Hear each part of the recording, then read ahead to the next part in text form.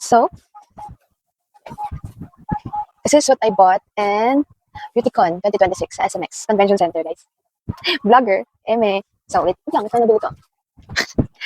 First time ko to mag-attend sa BeautyCon. Wait lang, yung music, school out. So, first time ko to sa BeautyCon, umattend. And so far, okay naman. Kaso, wala masyadong nakuha freebies. Like, mga free, literal na free. Ang nakuha ko lang parang sachet na maliit. And ang nakita ko sa TikTok, kanina lang pagka-uwi ko. Ang bilis daw na ubusan lahat ng mga freebies. Parang first day pa lang yata, wala na. So, lalabas ko yung mga nabili ko.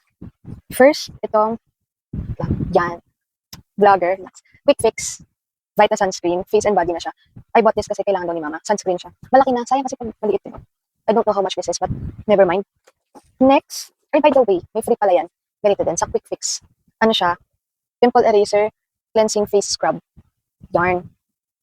So, dalawa ang nakuha ko from Quick Fix. Yung isa pinili, yung isa free. Ito, wait lang pala. Ito yung nakuha kong freebie. Free. Ito lang yung free na nakuha ko. Yung sa mga nabibigay, ito lang. Wala kasi talaga eh. And ayun nga, based sa TikTok, wala daw agad. So, next ko is from Happy Skin. The Mallow Pat. Wala lang. Gusto ko talaga din siya. Gusto ko sana yung Maybelline kasi walang tawag dito. Wala siyang masyadong shade for me. Masyadong mapula. Masyadong pink. It's not pretty cute. So, yeah. Dito lang ako Happy Skin. In the shade of Pillow Peach. Tapos may free din siya na lip and cheek tint. Dito pa. Vlogger yarn. May free siyang lip and cheek tint. And then, mostly yung nabili ko is from Colorette.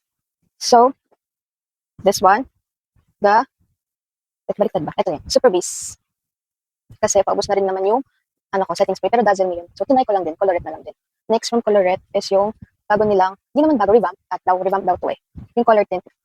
Color tint. Tapos, eyeshadow palette. Colorette din. Tapos, syempre, may freebie yan. I got this one. Hindi ko pa siya in-open. So, wala. Peach pocket from Colorette. Tapos, may keychain. Keychain. And then, Colorette na pouch. So, yun lang. That's what I got from BeautyCon 2026. So, first time ko yun and nakakahilo siya.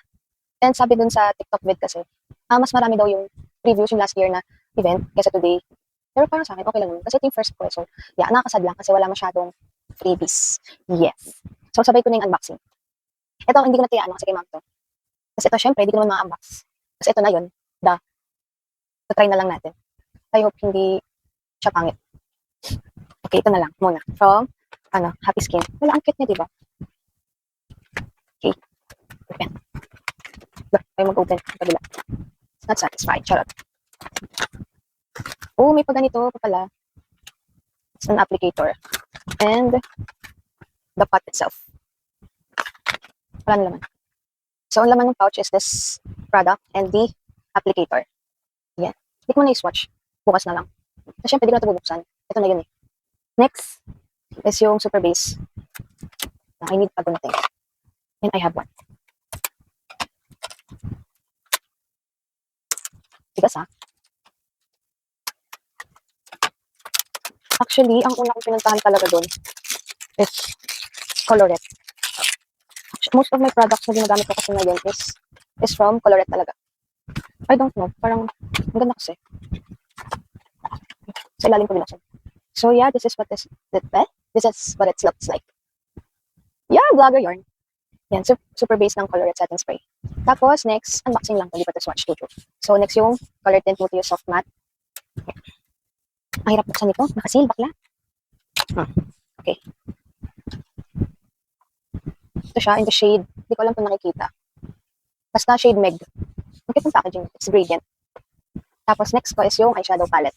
The shade, I don't know if kita, Cranberry Crush. Wait lang.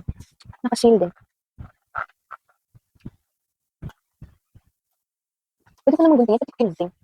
Vovo yarn. Wait lang. Ayaw kasi masira yung packaging. Ang hirap. Okay. Okay na. Oh. Okay. Okay, that.